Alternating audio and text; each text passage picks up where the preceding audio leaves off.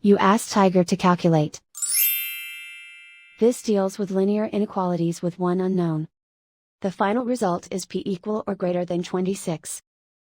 Let's solve it step by step. Group all constants on the right side of the inequality. Add 4 to both sides.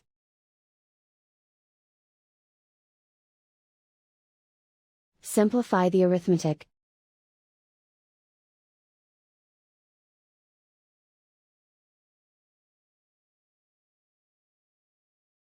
Isolate the p.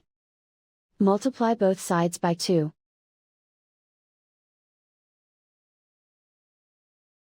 Group like terms.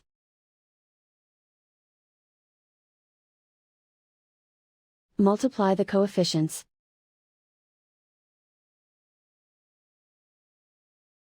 Simplify the fraction.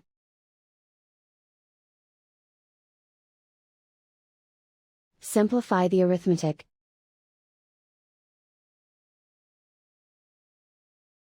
Plot the solution on a coordinate grid. And so the final result is p equal or greater than 26.